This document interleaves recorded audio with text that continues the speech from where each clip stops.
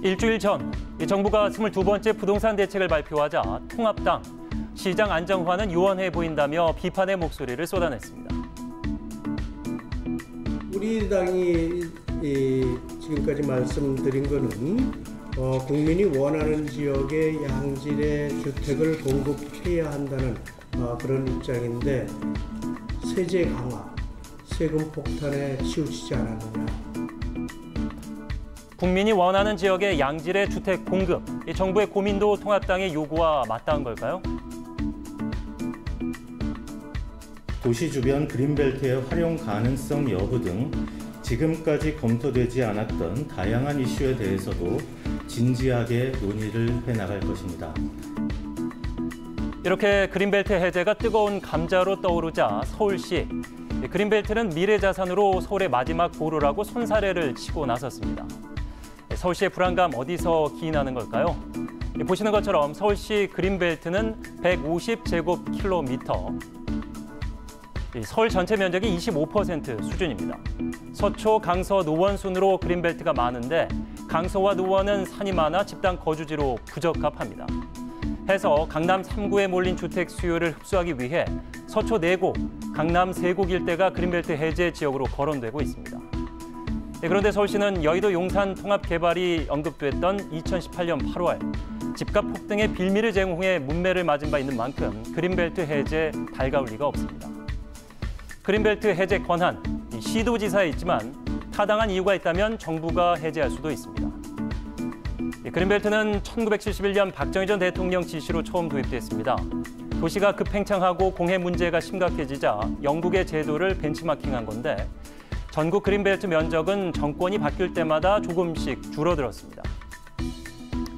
2000년대 이후 전국 그린벨트 중 해제된 면적은 무려 1543제곱킬로미터, 서울 면적의 2배가 넘는데 김대중, 노무현, 이명박, 박근혜 등 역대 정부들은 그린벨트 해제 카드를 부동산 대책 민심 달래기용으로 꾸준히 활용해 왔기 때문입니다.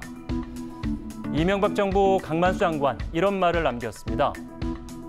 집 있는 사람에겐 그린벨트가 아름답지만 집 없는 사람에겐 분노의 숲일 뿐이다. 어차피 노는 땅 사람 사는 공간으로 바꾸는 것이 나쁜 것이냐 되물으실 수도 있겠습니다. 그래서 우린 이 질문에 대답해야 합니다. 도시숲은 왜 필요한가? 도시숲은 최근 문제가 된 미세먼지 독소하고 사우나로 변하는 도시 온도를 낮추는 역할도 합니다. 그런데 우리의 현실은 어떤가요? 2018년 기준 1인당 공원 면적은 10.1제곱미터. 런던, 뉴욕, 파리 등과 비교할 때 매우 낮은 수준입니다. 특히나 수도권의 공원 면적은 WHO 권고 최소에 미치지 못하고 있습니다. 이렇게 도시숲이 사라지면서 100년간 서울의 연평균 기온은 2.4도 상승했고 이는 세계 평균의 3배에 이르고 있습니다. 집값 잡기 구원투수로 곶감 빼먹듯 야금야금 그린벨트를 해제하면서 수도권 허파라는 수식어도 옛말이 됐고 그린벨트는 풀기 위한 벨트라는 우스갯소리가 일반화되고 있는 게 현실입니다. 그런 만큼 그린벨트 해제가 부동산 공급 부족의 최선의 대안이 맞느냐 하는 질문이 나올 수밖에 없는데요. 영상 하나를 더 보겠습니다. 한국판 유질은 포용국가의 토대 위에서 디지털 유질과 그린 유질의 두 축으로 추진할 것입니다. 기후위기 해결을 위한 연대와 협력의 세계 질서를 주도하면서 더욱 엄격해지는 국제환경 규제 속에서 우리의 산업 경쟁력을 높여줄 것입니다. 기후위기 해결을 위한 정책 개발을 강조한 현 정부가 왜 녹지 보존이 아닌 그린벨트 해제를 검토하는가? 그린 뉴딜의 그린과 그린벨트의 그린은 무엇이 다른가? 새마을운동, 녹색성장 등 역대 정부의 녹색 사랑이야 소문이 날 대로 났다지만 며칠 사이 엇갈린 현 정부의 그린 정책에 의문이 커지고 있습니다. 앵커 포커스였습니다.